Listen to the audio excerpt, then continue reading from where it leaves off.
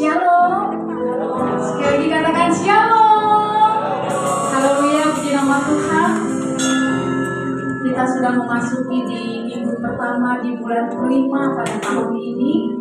Itu semua karena kasih dan anugerah Tuhan yang tercurah dalam hidup kita. Amin. Haleluya. Kami mengundang Bapak Ibu Saudara terkasih untuk bangkit berdiri, karena setiap awal bulan gereja kita akan membacakan pengakuan iman GBI dan kita akan membacakannya bersama-sama. Boleh ditampilkan di multimedia.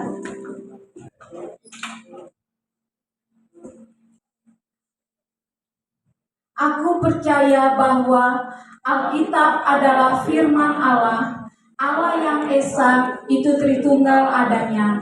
Yesus yang lahir, mati, bangkit naik ke surga adalah juru selamat pengantara kita dan raja segala raja. Manusia berdosa harus bertobat dan beriman agar diampuni, dibenarkan, dan dilahirkan baru, lalu dibaptis secara selam dan hidup suci. Bahasa roh adalah tanda awal baptisan Roh Kudus. Gereja melakukan perjamuan kudus dan meyakini kesembuhan ilahi. Tuhan Yesus akan datang kembali, ada kebangkitan tubuh, kerajaan 1000 tahun, hukuman kekal, dan hidup yang kekal. Kita berikan kemuliaan bagi Allah kita. Haleluya. Mari jemaat Tuhan, saya persilakan untuk duduk kembali.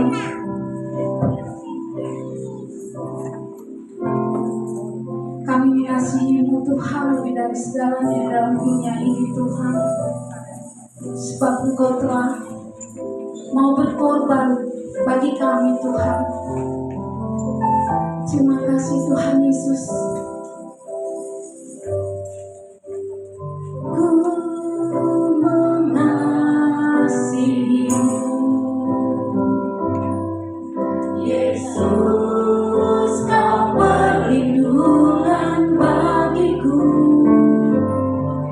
Kau beriku kelepasan, Kau beriku kemenangan. Ku bersyukur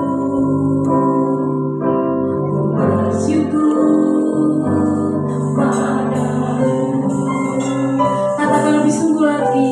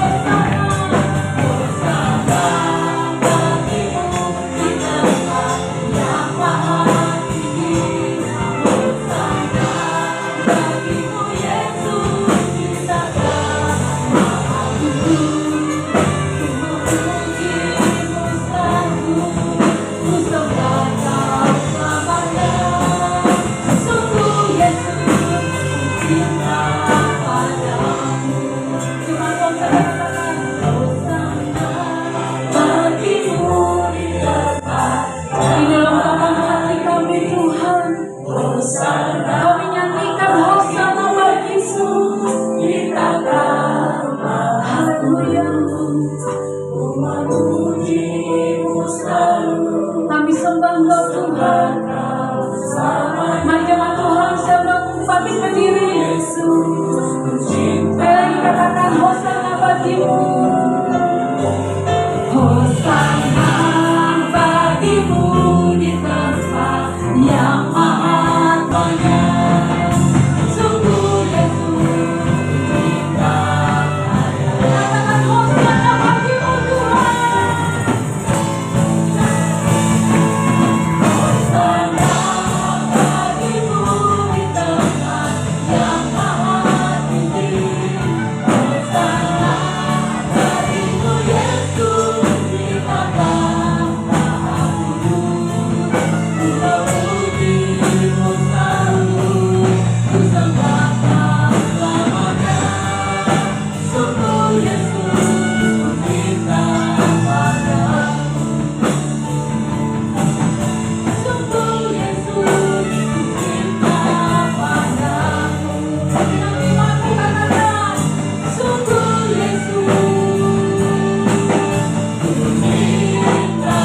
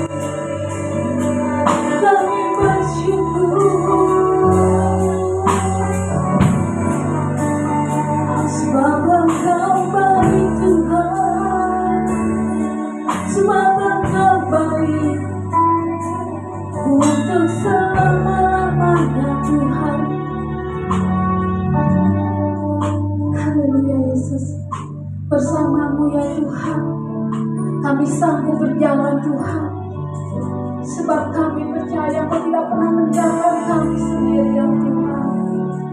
Haleluya.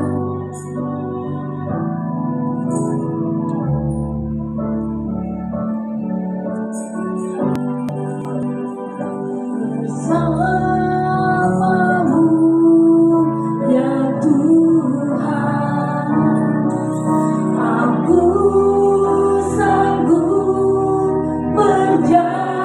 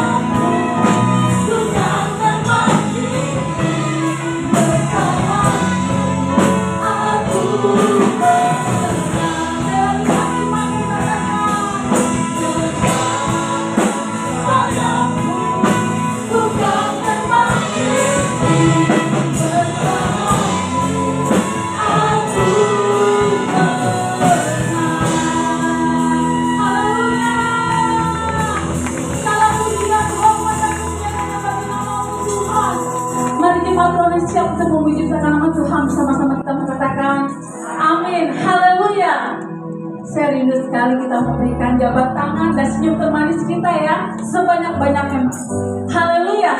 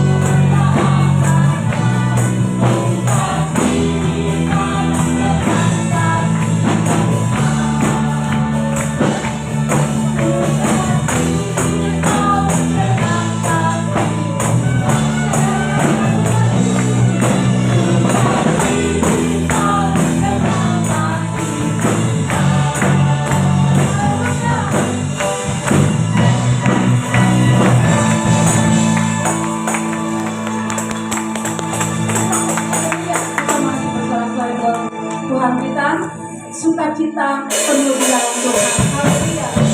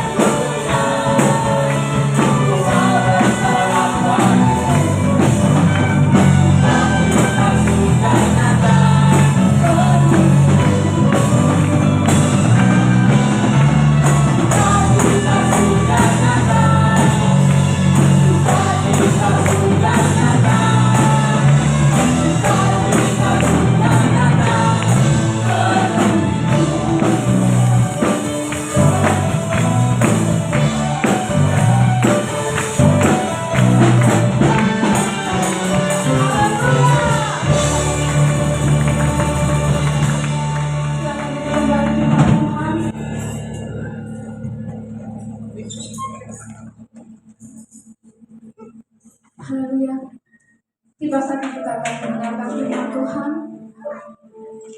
Saya berikan waktu untuk kita bersatu di sejenak, sehingga ketika benih firman Tuhan disampaikan pada sore hari ini oleh hambanya, boleh menjadi rema dalam kehidupan kita, boleh tertanam, menghasilkan buah-buah yang manis di dalam kehidupan kita. Haleluya Tuhan.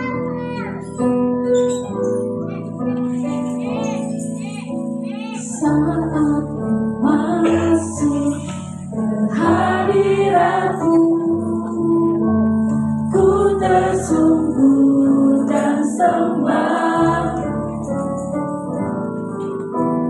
ku persembahkan korban syukurku yang terbaik bagimu.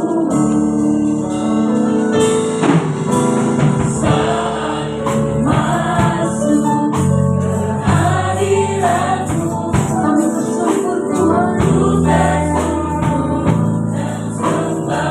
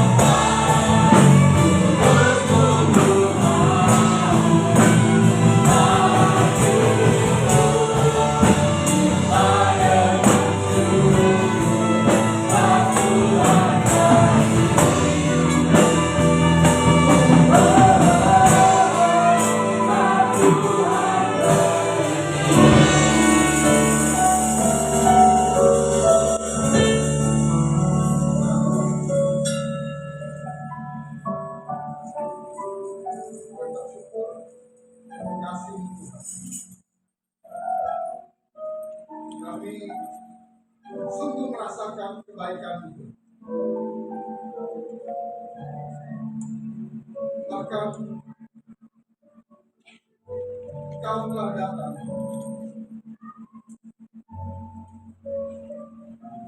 memberikan, menyatakan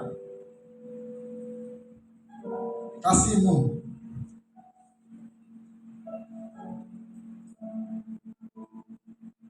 dan bukti kasih-Mu tertinggi. Engkau rela menyerahkan nyawa-Mu dan mati di kayu salib untuk menebus dosa-dosa kami, Tuhan.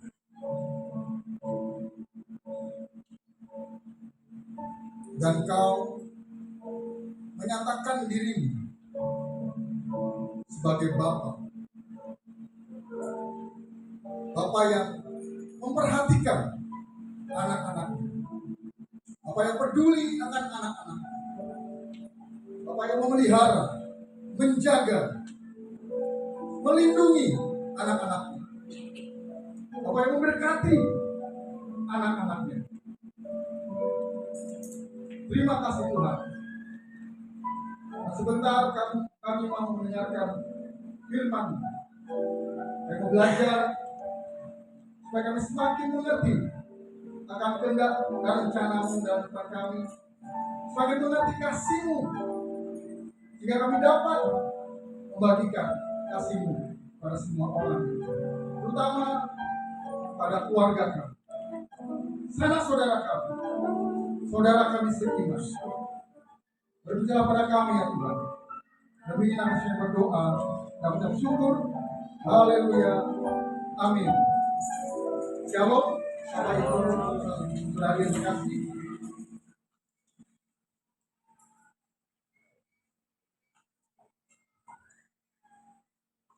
Hari ini kita masuk dalam bulan yang baru, bulan kelima, bulan Mei.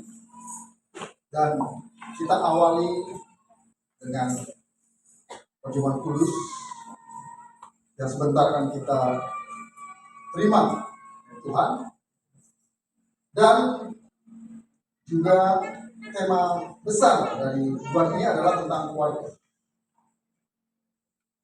Saya ditunjuk sebagai ketua panitia dari sebuah acara yang sudah berlangsung dari tahun 2012, yaitu Father Conference atau konferensi para bapak yang kebanyakan dihadiri oleh ya kaum bapak. Tapi tahun ini kita juga memberikan kesempatan untuk kaum ibu juga boleh ikut mendampingi bapak-bapaknya atau suami-suaminya.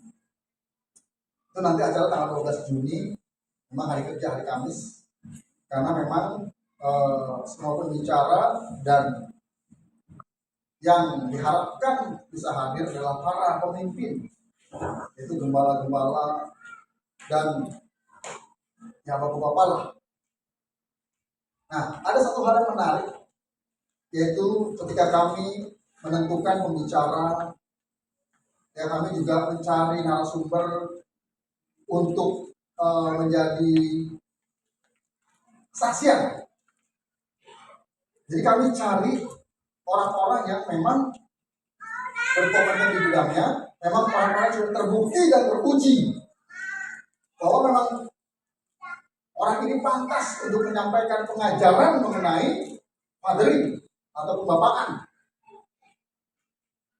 Ada Pak Rubin Adi Abraham sebagai ketum GBI, ada Pak Dujo, ya, Saputro sebagai founder dari BSK, ada Pak Yosi Mesak sebagai ketua dari BSK, ada Pak Heng Kiso, dan juga beberapa pembicara lain.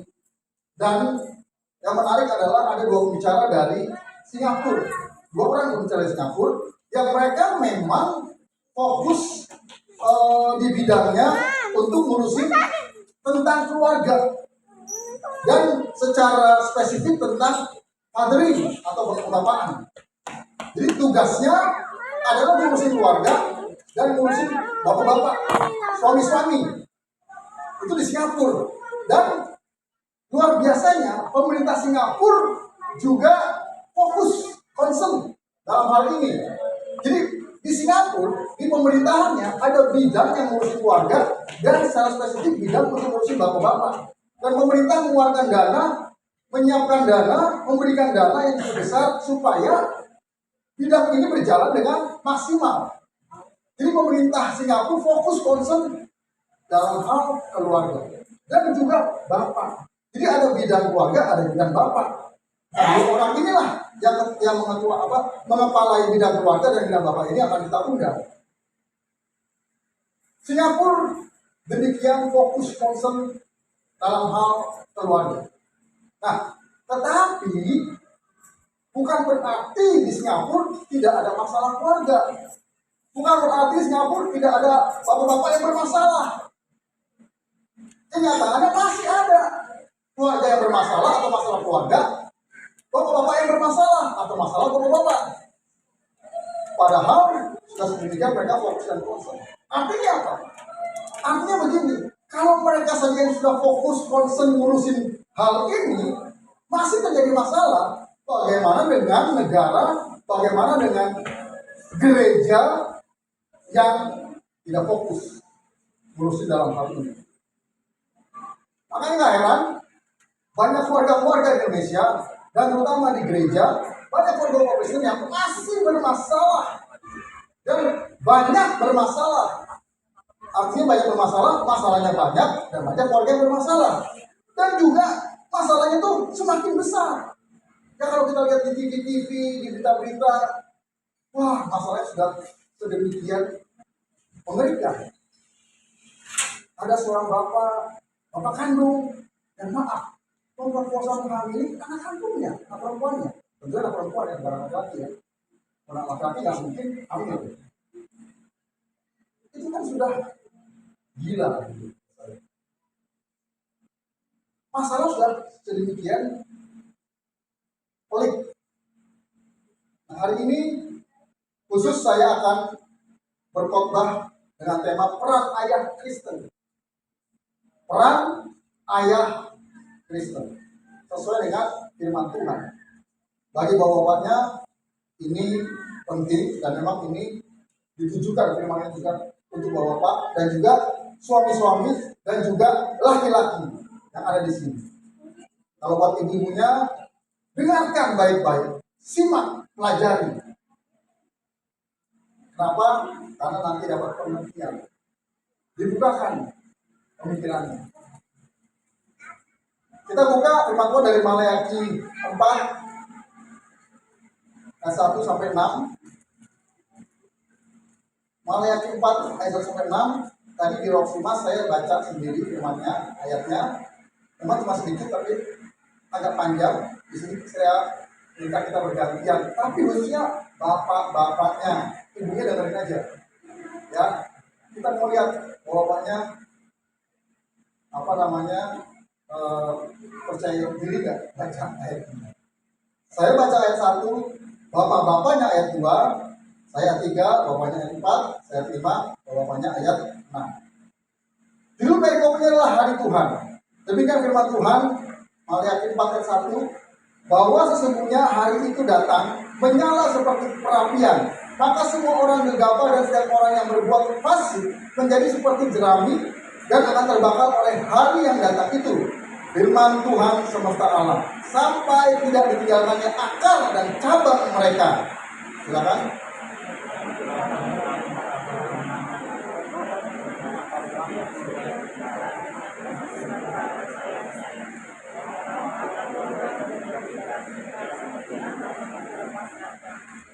Oke, kok masih tadi soal perempuan?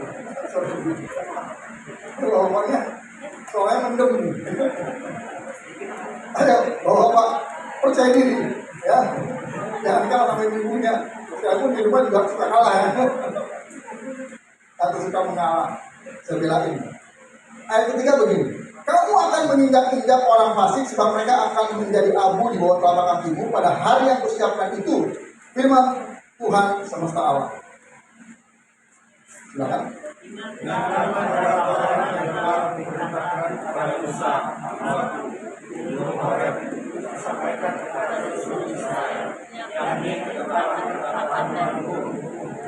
Sesungguhnya aku akan mengutus Nabi Elia kepadamu menjelang datangnya hari Tuhan yang besar dan dahsyat itu. Maka ia akan membuat hati bapak-bapak berlari kepada anak-anaknya dan hati anak-anaknya kepada bapak-bapaknya, supaya jangan datang mengumpul di sehingga Islam. Jadi konteksnya pada saat itu atau kejadian nyata pada saat itu adalah di mana Israel, bangsa Israel yang adalah bangsa pilihan Tuhan. Sekalipun Tuhan memilih Israel bukan karena kebaikan mereka. Tuhan memilih Israel bukan karena Israel sudah menjadi negara atau bangsa yang baik, yang benar, yang berkenan. Tapi itu hak prerogatifnya Tuhan. Kenapa Tuhan memilih bangsa Israel? Kenapa Tuhan memilih bangsa Jawa, bangsa Batak, bangsa Manado, Ambon atau lain-lainnya? Itu hak prerogatifnya Tuhan. Tapi yang jelas Tuhan memilih bangsa Israel menjadi bangsa pilihan dengan tujuan Israel menjadi prototipe atau contoh bagi bangsa-bangsa lain. Tentunya bangsa-bangsa yang belum mengenal Allah, bangsa-bangsa yang menyembah berhala.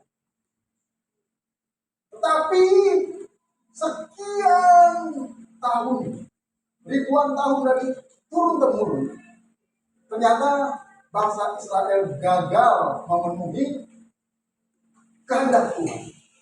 Bangsa Israel gagal memenuhi rencana Tuhan.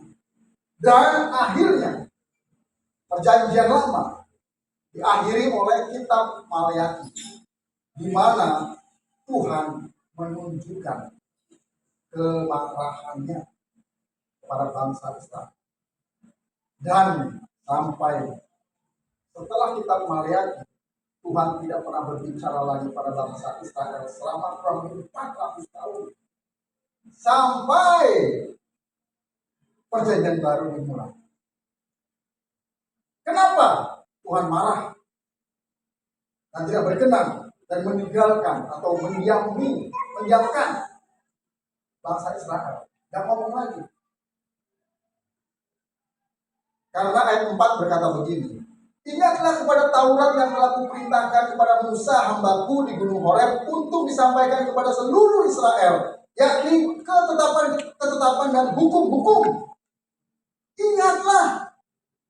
Artinya apa? Artinya bangsa Israel pada waktu itu khususnya para pria-prianya, khususnya para suami-suami, khususnya para bapak-bapak, dan seluruh laki-laki.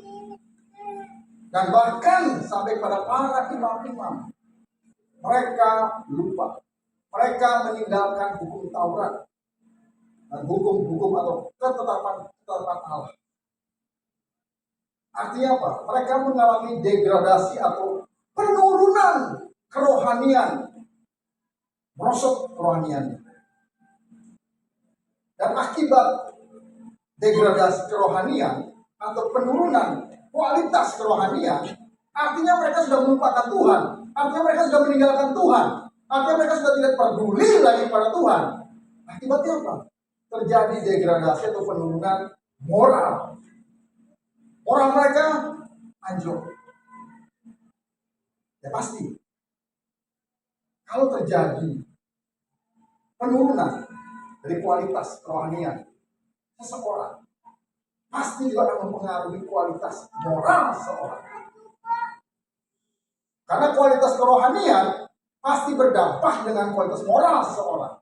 Kalau rohaninya bagus, rohaninya kuat, imannya kuat, pasti moralnya juga bagus, moralnya juga kuat, moralnya juga benar. Yang terjadi, hampir aku seluruh laki-laki Israel mengalami hal itu. Kita lihat apa sih yang mereka lakukan sehingga Tuhan tidak berkenan. Kita buka dari Maleakhi 2 ayat 13 sampai 16. Maleakhi 2 ayat 13 sampai 16. Saya bacakan. Dan inilah yang kedua yang kamu lakukan.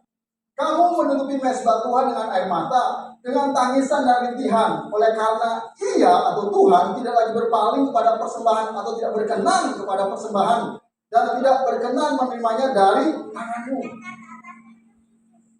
Ini Nabi Maleakhi sedang berbicara. Tuhan berbicara melalui Nabi Maleakhi kepada imam-imam yang mempersembahkan korban bakaran, korban persembahan kepada Tuhan. Lihat, mereka sepertinya kelihatan rohani, masih beribadah, masih mempersembahkan korban. Padahal mereka sudah jauh daripada Allah. Dan moral mereka sudah bobrok. Tapi mereka masih beribadah. Sebagai apa? Sebuah rutinitas. Hati-hati. Jangan sampai kita terjebak. Kita beribadah hanya sebagai rutinitas. Padahal kita sudah jauh daripada Allah. Kerohanian kita sudah mengalami degradasi dan penurunan. Akhirnya moral kita juga mengalami degradasi atau penurunan. Ayat 15 berkata begini. Bukankah ayat 14 berkata gini. Dan kamu bertanya, oleh karena apa? Oleh sebab Tuhan telah menjadi saksi antara engkau dan istri masa mudamu yang kepadanya engkau telah tidak setia. Padahal dialah teman sekutumu dan istri seperjanjianmu. Bukankah Allah yang esa menjadikan mereka dagingan roh? Dan apakah yang dikehendaki kesatuan itu? Keturunan ilahi. Jadi jagalah dirimu dan janganlah orang tidak setia terhadap istri dari masa mudanya. Sebab aku membenci perceraian firman Tuhan Allah Israel. Juga orang yang menutupi pakaiannya dengan kekerasan firman Tuhan semesta alam. Maka jagalah dirimu dan janganlah berkhianat. Kalau kita lihat di atas perikopnya, di atas ayat 10 tertulis begini. Tuhan memarahi Israel karena kawin campur dan perceraian. Jadi Tuhan marah. Tuhan tidak berkenan kepada bangsa Israel. Karena apa? Ada dua hal yang dilakukan. Satu, bangsa Israel kawin campur. Maksudnya bukan, saya orang Jawa, ibu bukan orang Manado. Kawin campur dong. Batak dengan Manado, Batak dengan Ambon, Ambon dengan Manado, Jawa dengan Ambon, Jawa dengan Batak. Itu bukan kawin campur. Kawin antar suku. Dan ini maksudnya kawin campur adalah bangsa Israel yang ditetapkan oleh Tuhan menjadi bangsa pilihan. Tuhan telah menetapkan bahwa bangsa Israel tidak boleh kawin dengan bangsa-bangsa lain. Kenapa? Supaya bangsa Israel tetap utuh dan tidak tercemar. Artinya, Tuhan tidak menginginkan bangsa Israel kawin dengan bangsa-bangsa yang menyembah berhala dan tidak percaya kepada Allah Israel. Hanya anak muda yang menikah atau akan nikah, menikahlah dengan yang sama-sama percaya, sama-sama yang beribadah pada Kristus. Itu bukan kawin campur. Yang kedua, apa? Bangsa Israel, bahkan para imam, mereka kawin cerai.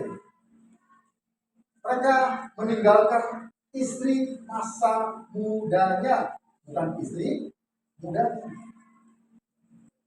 Mereka meninggalkan istri masa muda itu istri yang pertama kali dinikahi. Mereka menceraikan lalu mereka kawin dengan perempuan-perempuan dari bangsa-bangsa lain yang tidak percaya. Berikutnya mereka berkhianat. Artinya apa? Mereka masih menikah, masih terikat pernikahan, tapi mereka juga punya hubungan dengan wanita lain di luar Israel yang tidak percaya kepada Allah. Artinya terjadi perselingkuhan.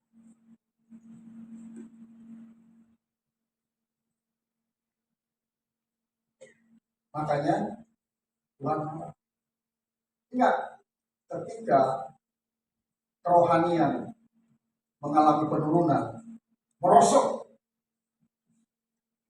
ketika orang sudah mulai meninggalkan Allah, ketika orang sudah mulai tidak lagi peduli dengan firman Tuhan, dengan ketetapan, dengan hukum-hukum yang sudah Allah berikan, maka mereka juga akan mengalami yang namanya penurunan secara moral.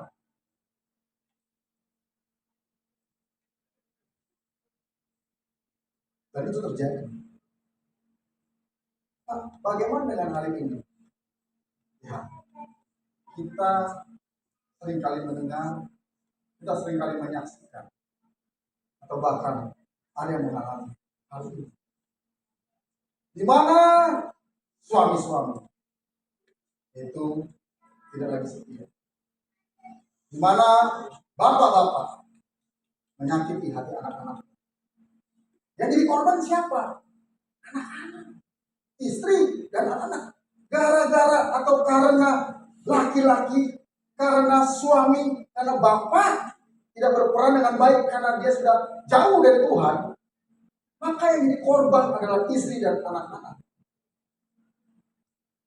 Di sini kita bisa melihat bahwa Tuhan kita fokus, concern dengan yang namanya keluarga. Tuhan concern dengan keluarga. Maka yang sudah berkeluarga, jangan main-main dengan keluargamu. Binalah hubungan yang baik dengan keluargamu. Jadilah keluarga yang ilahi. Artinya keluarga yang takut akan Tuhan. Keluarga yang beribadah kepada Tuhan. Keluarga yang taat dan setia kepada Tuhan. Maka ketika seorang setia dan taat kepada Tuhan, dia juga akan setia kepada pasangannya. Dia juga akan memperhatikan, memperdulikan anak-anaknya. Kenapa orang selingkuh? Kenapa orang tidak setia? Karena dia tidak setia kepada Allah, kepada Tuhan. Nah, kalau kepada Tuhan dia tidak setia, gimana kepada pasangan? Nah, kalau sama Tuhan dia tidak peduli, gimana kepada anak? Jadi kita harus benar-benar berjuang di keluarga kita.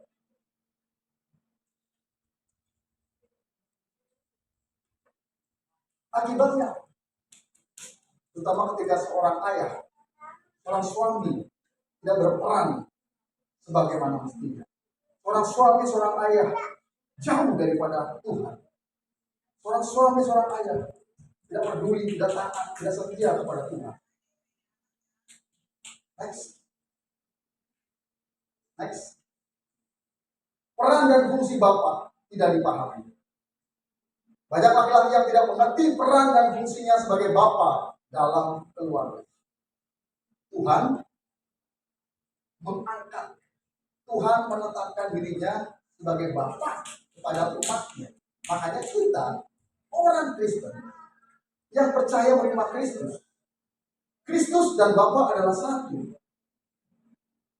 Dan Tuhan menempatkan dirinya, memposisikan diri sebagai Bapa. Maksudnya apa? Maksudnya begini, Bapa adalah sumber. Bapa adalah pelindung, pemelihara, yang menyediakan segala kebutuhan, yang memelihara keluarganya, anak istrinya, yang melindungi, menjaga anak istrinya, yang menjadi imam perantara antara anak istrinya dengan Tuhan, yang mengajarkan kebaikan, memberikan contoh, teladan. Tetapi banyak laki-laki yang tidak mengerti peran dan fungsinya sebagai Bapa dalam keluarga. Kenapa? Kenapa banyak pria, laki-laki, suami yang tidak mengerti peran dan fungsinya sebagai seorang suami, sebagai seorang Bapa? Ada yang bisa jawab? Orang bisa jawab pun tidak dapat hadiah. Bonus. Terusnya bapak-bapak ya, jangan saya nanya begini, jangan jawab ibu-ibu.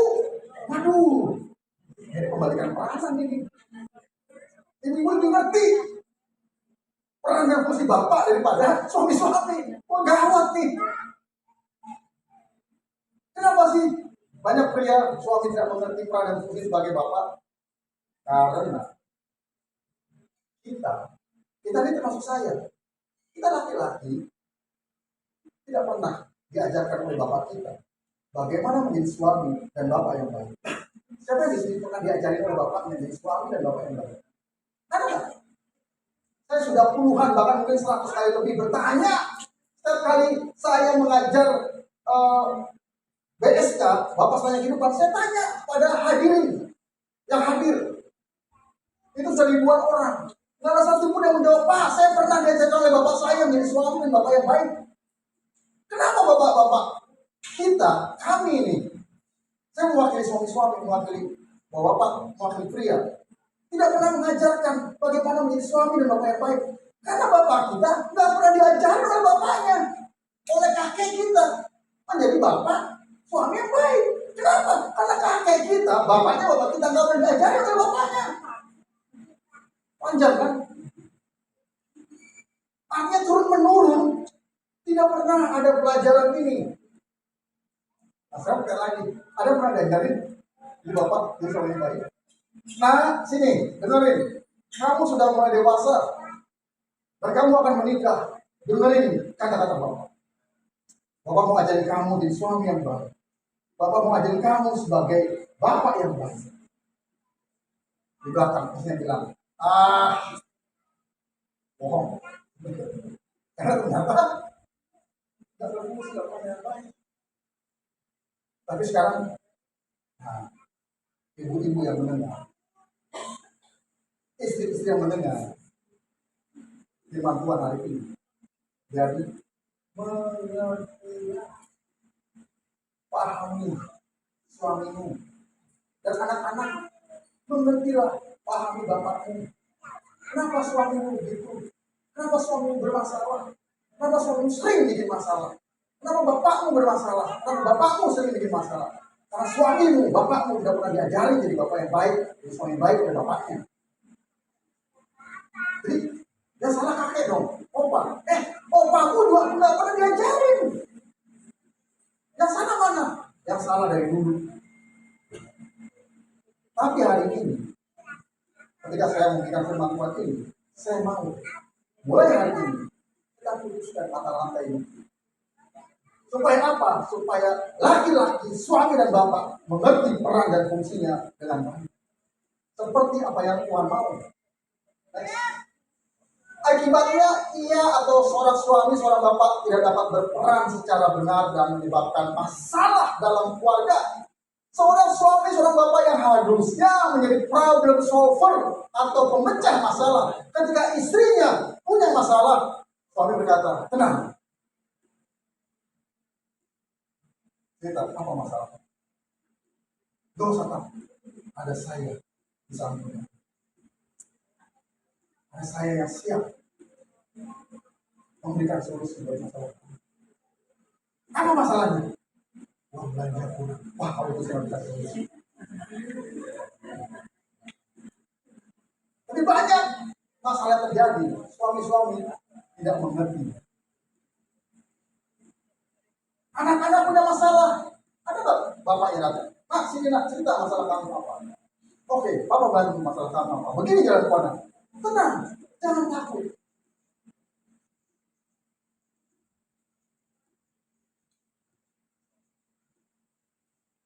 Next. Akibatnya, karena bapak, suami tidak berperan dengan baik, sesuai dengan data yang saya dapatkan dari pergerakan BSK Bapak Sepanjang Kehidupan, dari sumber yang bisa dipercaya, karena ini melalui penelitian bertahun-tahun, minimal 10 tahun. Akibatnya sangat fatal. 63% atau 60%, sekitar 60% anak remaja yang bunuh diri berasal dari keluarga tanpa bapak. Ini maksudnya adalah yang pertama, bapaknya ada tapi tidak berperan, tidak pernah memperhatikan. Yang kedua, bapaknya ada tapi bapaknya kabur sama perempuan lain, atau bapaknya kabur begitu aja ninggalin keluarganya. Yang ketiga, bapaknya memang benar-benar nggak ada, dipanggil Tuhan. Next. 90%, artinya kalau ada 10 anak remaja, anak-anak, 9 orangnya itu lari dari rumah, jadi anak jalanan, tinggal di jalanan. Kenapa? Karena di rumah mereka tidak merasakan kasih Bapa. Mereka tidak dapat perhatian dari Bapa. Mereka tidak dapat diajarkan oleh seorang Bapa. Mereka tidak dipenuhi kebutuhannya oleh seorang Bapa. Baik kebutuhan secara jasmani maupun secara jiwa. Kasih sayang. Akhirnya mereka berontak dan mereka keluar dari rumah. Mereka jadi anak jalanan. Hidup di jalanan. Dan ketemu teman-teman yang senasib.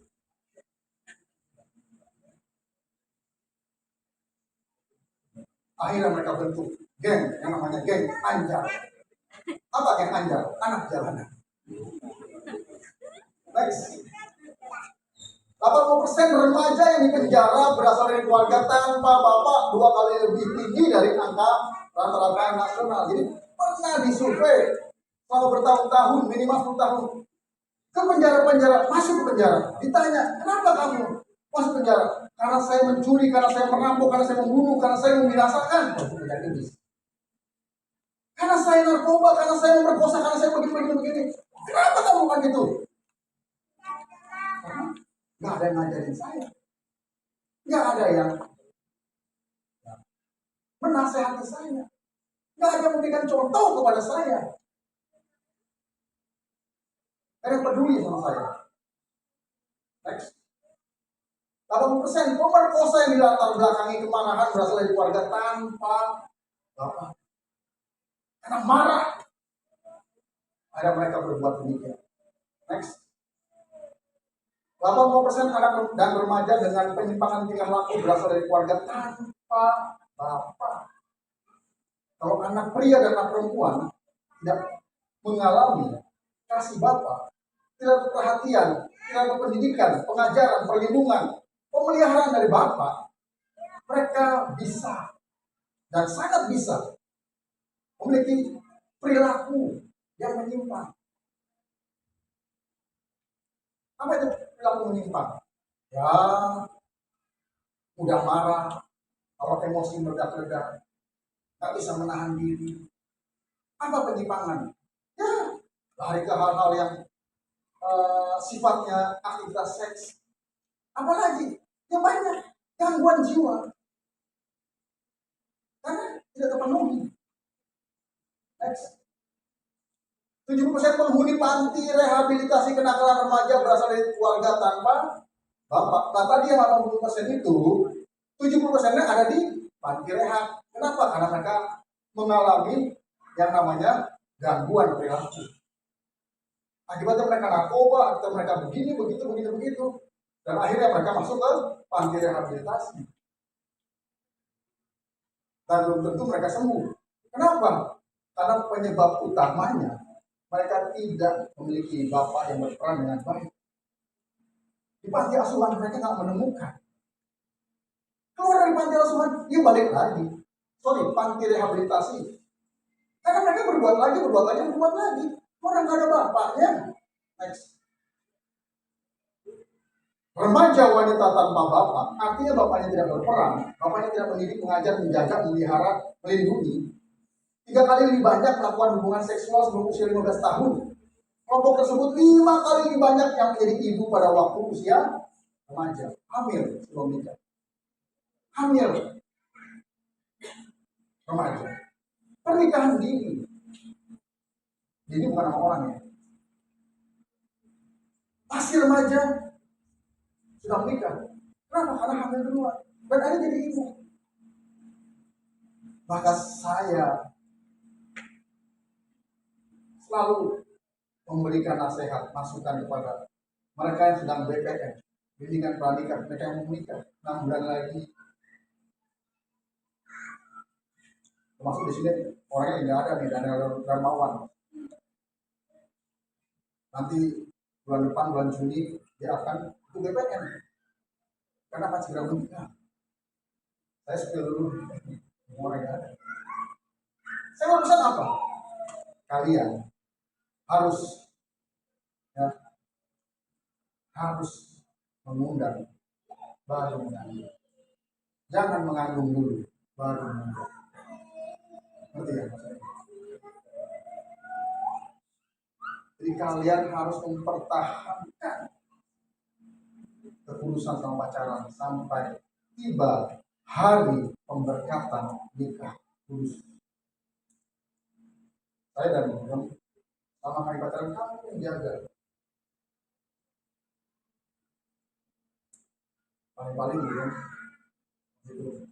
Mas, boleh nggak gantian Pak? Awalnya saya nggak mau.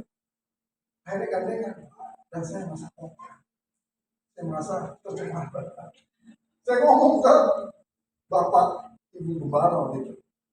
Bapak Ibu Gembala tanya, waktu kalian gandengan, waktu kamu gandengan, waktu gandeng pacar kamu nikah, apa yang kamu rasakan?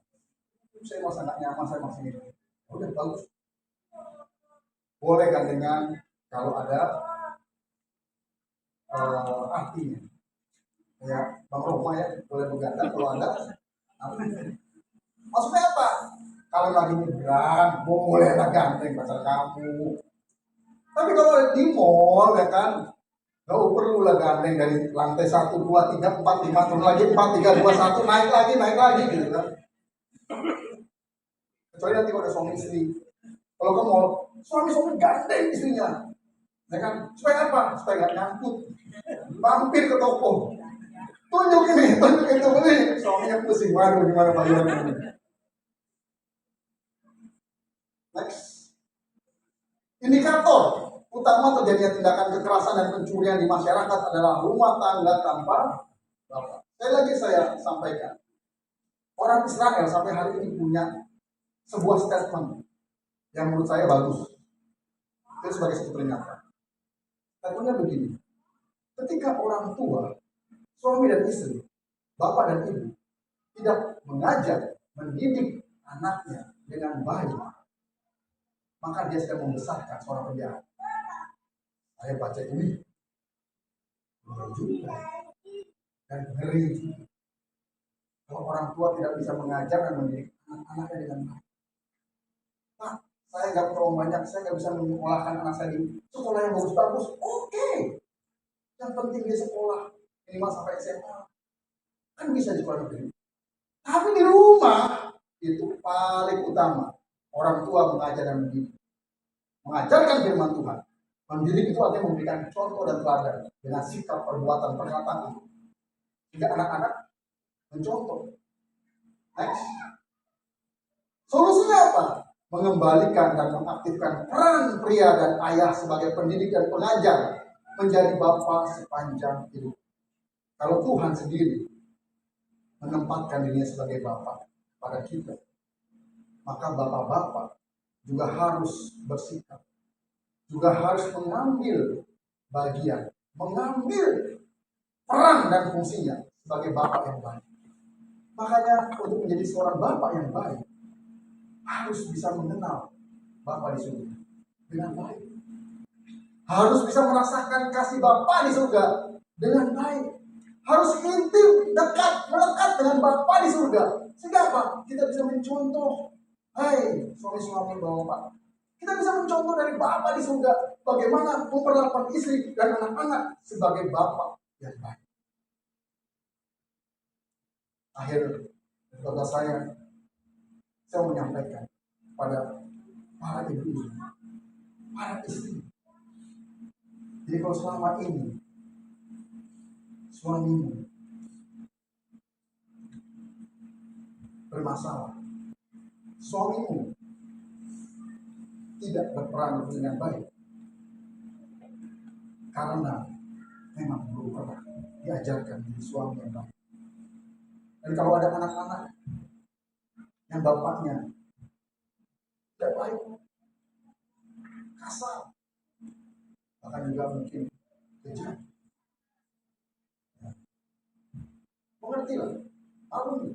Kenapa? Karena bapakmu juga belum pernah diajarkan menjadi bapak yang baik. Tapi hari ini doakan, dukung suami-suami, dukung bapak-bapak kalian, berikan kesempatan, berikan kepercayaan. Karena sebetulnya suami-suami itu pengen jadi suami yang baik. Amin. Astaga. Karena bapak-bapak juga di sini mau jadi bapak yang baik. Amin. Tapi sama ini nggak ngerti, karena nggak diajarkan. Dan hari ini firman Tuhan mengajarkan kepada para laki-laki, suami dan bapak, untuk berperan berfungsi menjadi bapak yang baik. Terakhir firman Tuhannya, saya tutup dengan Efesus 6 ayat 4. Dan kamu, bapak-bapak, janganlah bangkitkan amarah di dalam hati anak-anak, tetapi didiklah mereka di dalam ajaran dan nasihat. Bapak harus belajar firman Tuhan supaya mengerti, memahami pribadi Tuhan, kasih Tuhan, kasih Bapak, sehingga bisa mengajarkan dan mendidik istri dan anak-anak. Ibu-ibu, istri-istri, maafkan kami kalau kami selama ini tidak bisa menjadi suami yang baik, tidak bisa menjadi bapak yang baik. Tapi kami berjanji untuk kami berubah jadi suami yang baik dan bapak yang baik. Amin. Tuhan berkati dari kepala dan Tuhan Bapa di surga, kami bersyukur untuk firman Tuhan yang sudah mengingatkan kami, terutama setiap laki-laki, setiap suami, setiap bapak yang ada di tempat ini, untuk kami berperan dan berfungsi dengan baik. Ajar kami Tuhan, berikan kami hikmah, pemahaman, pengertian, bagaimana kami harus menjadi suami yang baik, bapak yang baik. Kami bisa belajar, mengerti apa itu bapak yang baik, karena Engkau sendiri adalah bapak kami, dan Engkau sudah menunjukkan kebaikanmu, kasihmu, dengan Engkau turun ke dunia menjadi manusia di dalam pribadi Tuhan Yesus Kristus. Engkau sudah mengajarkan, memberi contoh teladan bagaimana hidup yang baik dan benar. Terima kasih Tuhan. Kiranya firman-Mu ini tinggal, bertumbuh, berakar, dan berbuah lebat dalam kehidupan setiap laki-laki, suami-suami, dan bapak-bapak di tempat ini. Dan biarlah Engkau juga Tuhan yang memberikan penghiburan, kekuatan, kelegaan, pemulihan kepada setiap istri-istri, pada setiap anak-anak yang ada, supaya mereka dapat mengampuni suami dan bapak mereka, dan mereka mendukung, mereka memberikan kesempatan, mereka mengasihi, mereka mendoakan. Kami percaya bahwa suami-suami dan bapak bisa berubah menjadi baik, dan keluarga-keluarga akan dipulihkan, sehingga hati bapak-bapak kembali kepada anak-anaknya, kembali kepada istrinya, hati suami-suami, dan hati istri kembali kepada suami, dan hati anak kembali kepada bapak-bapak. Terima kasih Tuhan. Demi nama Tuhan. Amin. Kita persiapkan untuk kita menerima perjamuan kudus. Mari kita berdoa untuk roti dan anggur yang ada dalam kita. Kita memperingati pengorbanan Yesus kayu salib, menunjukkan kasihnya, ketaatannya, kesetiaannya. Tuhan Bapa di surga, sebentar kami mau menerima perjamuan kudus daripada kita. Dan kami berdoa untuk roti dan anggur yang ada depan kami, berkati, kuduskan, sucikan, supaya ketika kami makan dan minumnya, kami semakin disucikan, kuduskan, diperdamaikan, dibenarkan, dan juga kami semakin menyatu dengan Engkau. Terima kasih Tuhan. Amin.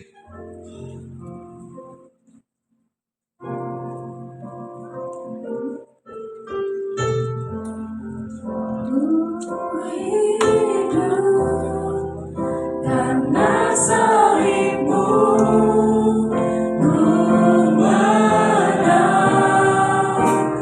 Engkau yang berkuasa sanggup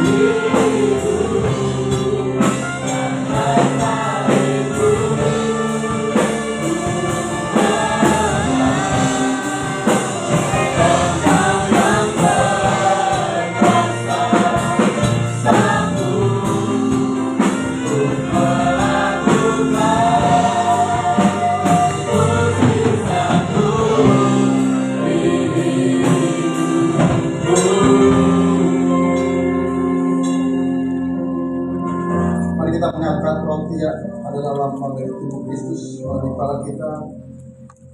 Demikianlah firman Tuhan, sebab apa yang telah kuduskan kepadamu telah aku terima dari Tuhan, yaitu bahwa Tuhan Yesus pada malam waktu ia diserahkan mengambil roti, dan sesudah itu ia mengucap syukur atasnya, ia memecah-mecahkannya dan berkata, inilah tubuhku yang diserahkan bagi kamu. Perbuatlah ini menjadi peringatan akan aku. Percayakah Bapak Ibu, saudara-saudari, roti yang ada tangan kita lambang dari tubuh Kristus? Dengan iman kita memakannya di dalam nama Yesus.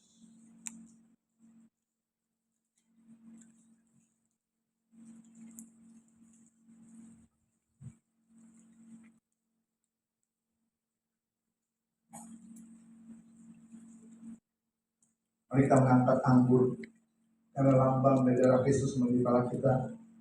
Demikian firman Tuhan, demikian juga ia mengambil cawan sesudah makan lalu berkata, cawan ini adalah perjanjian baru yang dimeteraikan oleh darah. Perbuatlah ini setiap kali kamu meminumnya menjadi peringatan akan aku. Sebab setiap kali kamu makan roti ini dan minum cawan ini, kamu memberitakan kematian Tuhan sampai ia datang. Percayakah Bapak Ibu, saudara-saudari, anggur yang ada di dalam lambang dari darah Kristus, dengan iman kita minumnya di dalam nama Yesus.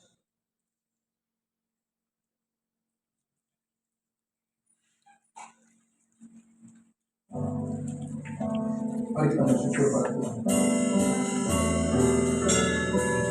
Kita naikkan syukur kita. Kita naikkan pujian kita. Kita naikkan firman kita. Dari hati yang paling dalam. Terima kasih Tuhan. Terima kasih.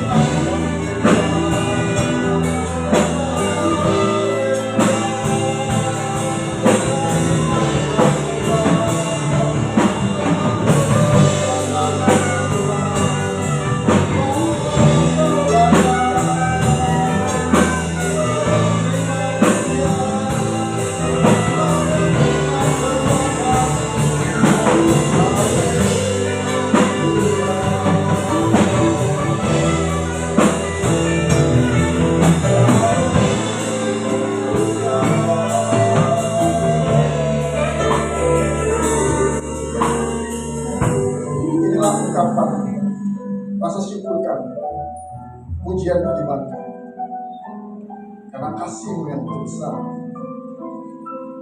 karena Engkau adalah Bapa kami, Bapa yang memelihara, menjaga, melindungi, memberkati, menyediakan semua yang kami perlukan. Bapa yang mengajarkan, mendidik untuk kami hidup dalam kebenaran. Terima kasih Tuhan. Demi nama Yesus berdoa, mengucap syukur. Haleluya. Amin. Puji Tuhan.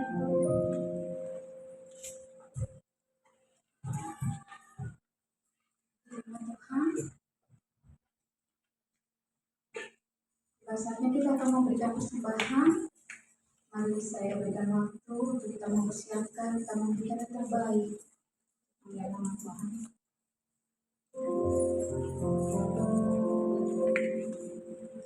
Sebelum sumber dijalankan, mari kita bersatu dalam doa. Terima kasih Tuhan Yesus buat firman-Mu yang begitu luar biasa Tuhan, yang begitu menguatkan sore hari ini Tuhan. Biarlah firman-Mu ini Tuhan boleh menjadi kekuatan, boleh menjadi rema di dalam kehidupan kami. Terima kasih Tuhan Yesus. Tiba saatnya Tuhan kami akan memberikan persembahan. Tuhan memberkati setiap tangan-tangan yang boleh memberi pada sore hari ini. Biarlah Tuhan yang akan membalasnya dengan berlimpahan dalam kehidupan mereka. Terima kasih Tuhan Yesus. Mari jemaat Tuhan yang siap untuk memberi, bersama-sama kita dikatakan amin. Haleluya.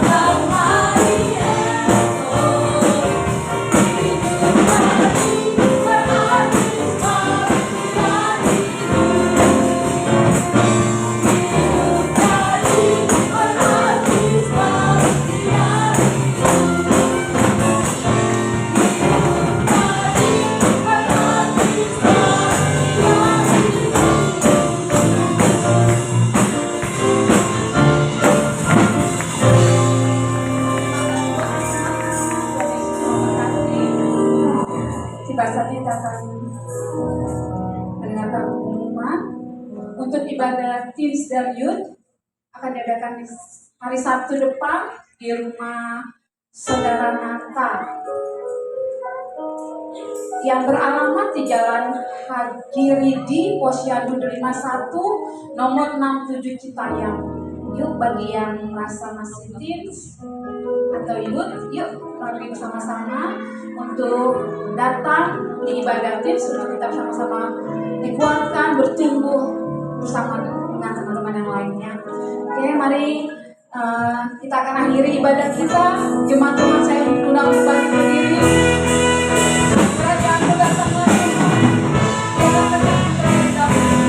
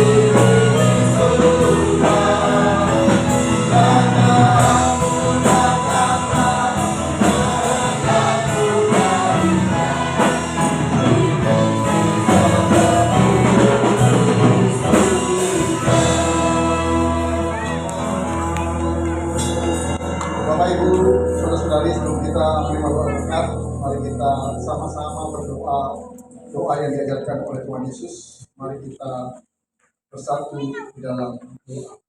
Bapa kami yang ada di surga, dikuduskanlah namamu, datanglah kerajaanmu, jadilah kehendakmu di bumi seperti di surga.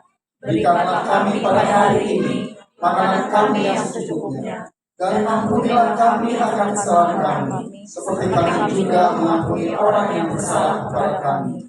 Dan janganlah membawa kami dalam pencobaan, tetapi lepaskanlah kami daripada yang jahat.